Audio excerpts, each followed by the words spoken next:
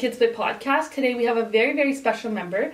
He's been with the organization since day one. He is now also a police officer, and today he's going to tell us all about his journey, inspire the young ones that are looking to become police officers. And on to you, Talvir. Thanks, Karen. Thanks for having me. Of course. Where do you want me to start? I would like you to start with telling us a little bit about your childhood. You know, you were born and brought up in Surrey. Where did you go to school? Born in Richmond. Okay, I didn't know that. You learn something new every day. I was born in Richmond. Actually, my parents, my mom came here when she was 21. My dad came here shortly after I was born. He missed my birth. He was 25, and I was born in Richmond at Richmond General. Grew up in Richmond for 6 years and then moved to Surrey in 2002. Wow, I had no idea. Yeah. No idea. I've known you for what? Almost 10 years now. Okay. Yeah, what else don't I know? I don't know. Yeah, I went to Beaver Creek for my elementary school. Then went to Tomanos for grade 8 and 9. And then my parents decided to pull me out of a public school and put me in a private school. Not my choice. I didn't want to go, but I had to. I went to South Point Academy, grade 10, 11, and 12. Okay. Yeah, and then I used to see Cal on TV, and I knew I wanted to do law enforcement or something related to law enforcement. And I was talking to my dad, saying like, I gotta meet this guy. I want to talk to him, and I want to see where I can take this and see how I can get involved in the community. And it just so happened, so I used to volunteer at Sungun.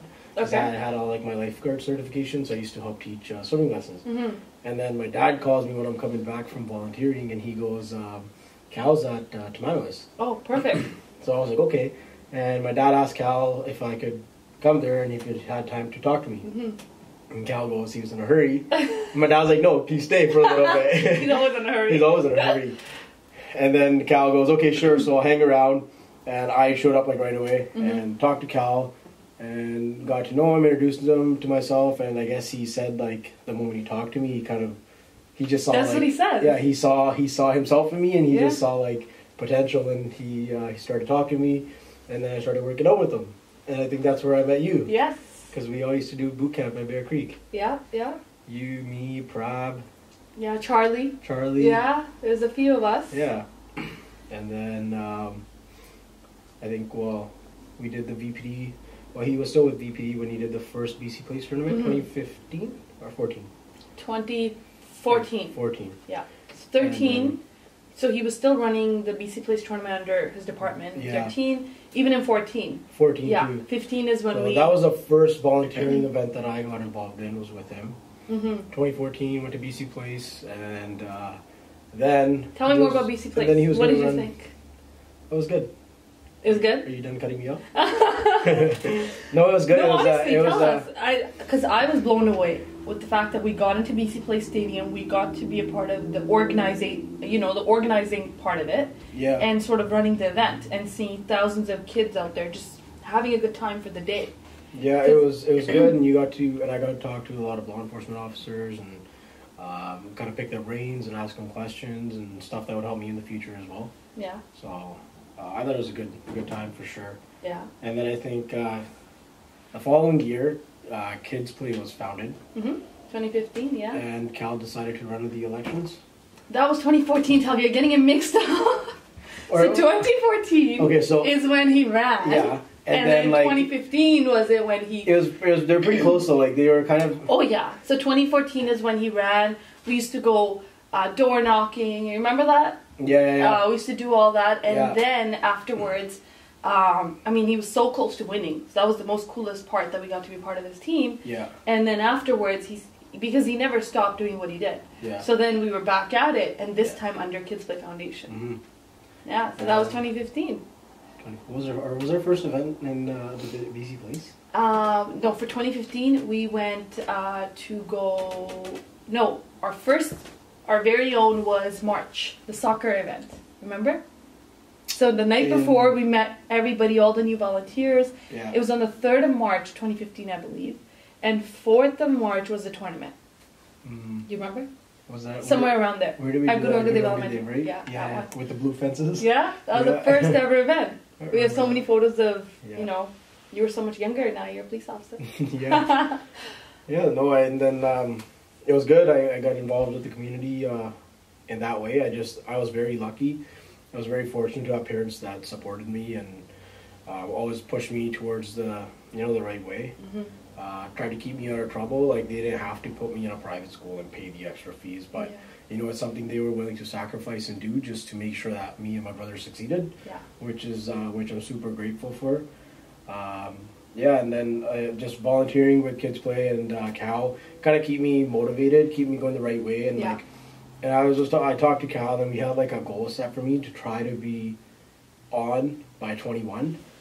So I did my 2 years at GIBC with the Law Enforcement Studies program, and then the moment I finished that, I ended up applying, and the process was actually pretty quick. 9 months later, I got accepted to go. 9 months later. Yeah, and then I went to Depot. Depot was from March to September, so I missed a lot of KidsPlay events. Yes, you did. I remember. Yeah. I know you had the BC Place. I remember that was the first time you weren't there. Yeah. So I remember we talked about you at the stadium to the kids that, Talvir, since he's not here today, he's actually at Depot. So I remember, and you missed quite a few things actually, but it was all worth it. Yeah. Gone for a while and then came back, got right back into it, but like trying to come out to the events and working 4 on 4 off, and it's like it's hard. I'm not here now. We make you come out. It's okay. Yeah. And it's cool now. Samrat, our other volunteer, he's he works with them. Can't wait to have him on the podcast. Same for those of you who don't know Samrat, right? That would have been cool. Yeah. But he's been busy, so we're gonna get him on. But for sure, those of you who don't know Samrat, he is also now a police officer. One of the most dedicated individuals I've ever met. Done so well in his life and continues to inspire, come back to our events, our programs. And something a special memory that I have of you two is in uniform last year planting trees with us. I think that was the first time you two, BC Place. BC Place. You two have been to BC Place together, but I don't know why. I think planting those trees, planted about like 200 trees. About 200. So planting those trees, that was, I have a very fond memory, and we were supposed to do that now, but due to COVID and due to all of this happening, so everything's on hold. But there's a lot of stuff on hold now. A lot of stuff on hold, yeah.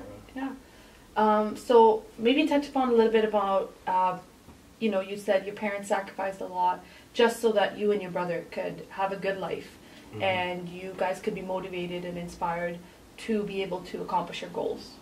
And so, now that you are a police officer, how do you think their support led you towards becoming an officer at the age of 21? Growing up, like even now, you see youth getting involved in just the wrong crowds just to fit in high school, just because that's just the norm.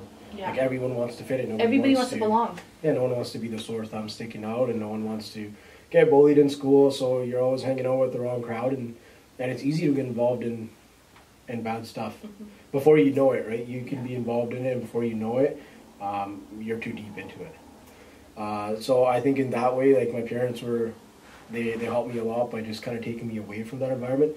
Don't get me wrong, like if you're going to get involved, you'll get involved in a private school per se, right? Of course, yeah. But it's just the fact that the extra effort and the extra sacrifice, like they could have done a lot of other things with the money. Yeah. But maybe something they wanted to do, maybe something that was their dream, but they decided to put that on hold so me and my brother would be successful and like stay out of trouble. Yeah, I know. You talk about you met Cal at Timanowis, was it? Yeah. It's because your brother was playing sports there. No, my parents were gone for a walk. Okay. I thought it was because you met through your brother. Cal was there talking in front of, I think, a bunch of field hockey teams. Oh, okay. And then my parents usually go and run or walk. Yeah. To Timanowis and back, and that's where they ended up. Interesting. Wow, I have it all wrong. Okay. You have a lot of things wrong. I'm learning a lot. I see you're very busy, Talvir. Your phone keeps tinging. Do you need to take that? No, I don't. No? Okay. So, talking about your parents, talking about their sacrifice, I know I'm very grateful to my family, and you met my parents, and they've, the amount they've sacrificed, the amount of effort they put into giving us a good future, giving us a good household, a positive environment. I think that's really helped us gear towards KidsPlay. Yeah, totally. I think that's definitely it, because they've always supported us volunteering and getting out there Because I've also met people where parents say, hey, you have a good job. You know, you go to school. Why do you need to volunteer? Why do you need the hours? Because you sort of misconstrued the actual message that it's all about giving back. You know, if you're so privileged, you have it all. It's unfair for you to just sit back and think, hey, I'm an officer now. I don't need to do anything, right? Yeah, that was a big thing for me too. Like, and I talked to Cal about it too. Is a lot of people ask me, they're like, "Oh, like you still volunteer? Like, why? Right? Yeah. Why do you still go out? Like, you know, you're so busy. You work 4 on 4 off, and you're doing overtime, and it's like, oh, you still like go out. And it's not more like I don't do it for.